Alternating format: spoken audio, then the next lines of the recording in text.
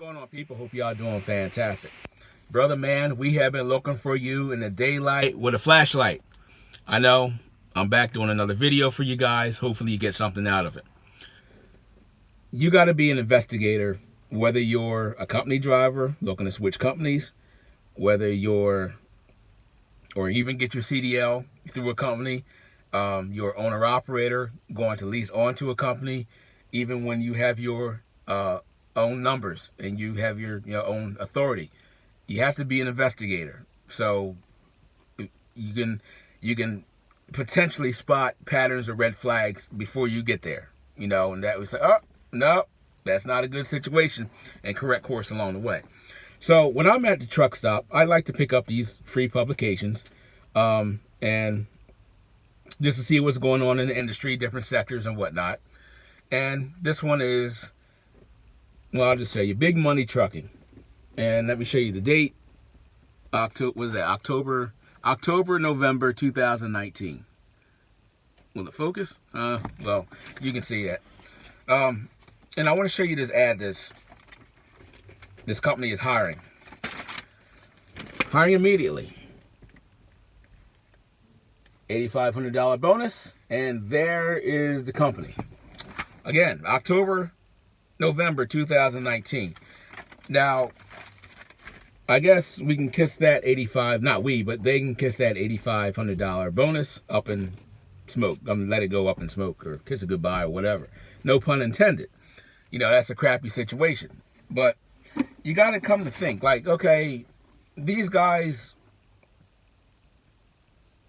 I guess they were doing fine, and all of a sudden they're just going to claim bankruptcy. I mean, I don't think that really happened like that.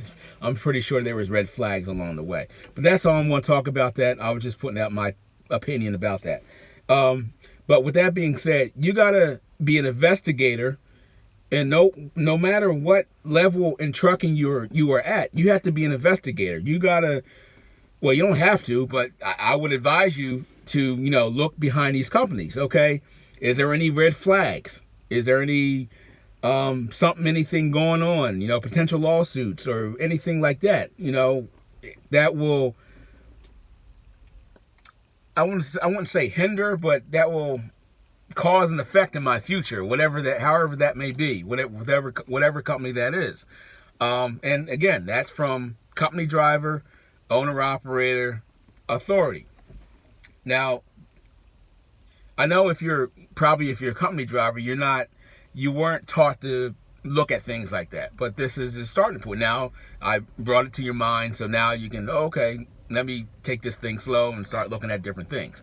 Now for owner operator side, right? So it goes the same way. Okay, let's say you want to lease your truck onto somebody. Does a XYZ company. Okay, stop. Let's go to the Safer website. Let's go look at their DOT score. Excuse me. You get their number. You go to the Safer website. Safer website is from the Federal Motor Carrier Safety Association. You put a little box in for DOT number or MC number. You plug that number in, and then you can pull up their vehicle history report, and information about the company. Who they're insured by, and how many, if they had any accidents, and what's the other one? How many inspections they had, if they have any out of services, and what that number is, the threshold is for that company.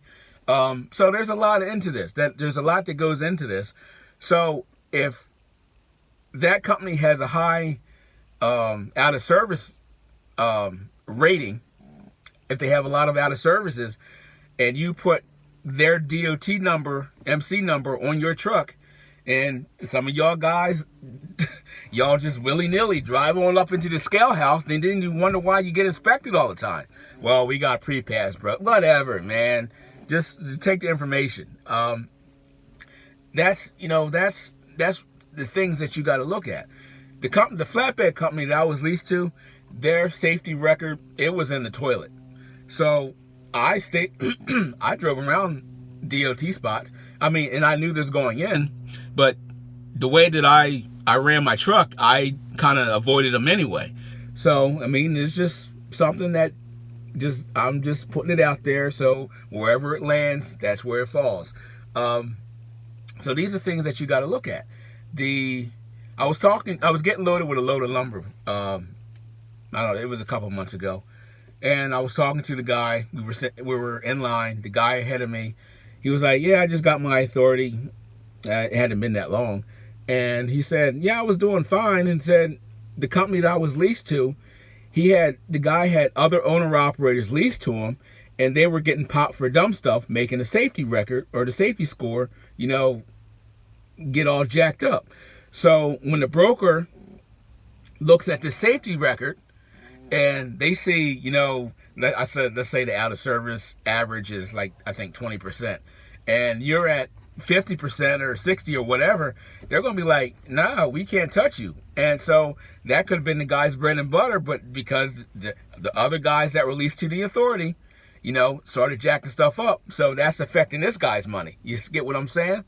So all this stuff happens all across the board. You know, you got wherever sector, whatever level of trucking that you're in, there's something that you need to look at to see, okay, is this going to affect me? How is it going to affect me? You know, or whatever else. When same way when you're have your authority, okay? When you go to book a load with a broker or whoever you're going to do business with, you got to check their credit. Well, a lot of people don't have access to that information, but on the DAT load board, that's the one I use. If you want to go sign up, you can go to givememyloads.com. You can actually sign up without a DOT number. They changed that. So I retract my comments about that. You can actually sign up without having the DOT number to check it out. You get 30 days free. But you can check the broker's record, the broker's credit. And if it's like 100, you got 2 lines. That goes the credit rating and their days to pay. And if their stuff is all like this, I would probably not work with them. Not unless it's like maybe a $400 load, and that's iffy, you know. But all this stuff goes across the board. I think that's probably about all I want to talk about. One more thing. Be careful with the people that have questionable business practices. It's all throughout trucking. That's why you got to do your investigation. And I want to show you something.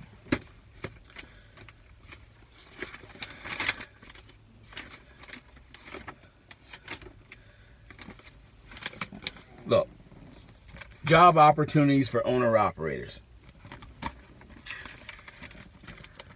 Look, full-page ad on the back of the magazine. This is probably, I don't know, $2,000-$3,000 just for this ad on the back of the magazine. If you see, this is the bonus part of the video. If you pick up a publication, right, job opportunities for owner-operators, that's the name of it, it's free. And it doesn't even have to be this one.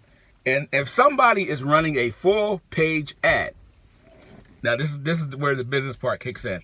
If somebody is running a full-page ad, they are trying to get your attention. Whatever demographic or whatever criteria that they are looking for, they are trying to get your attention because they want to do business with you.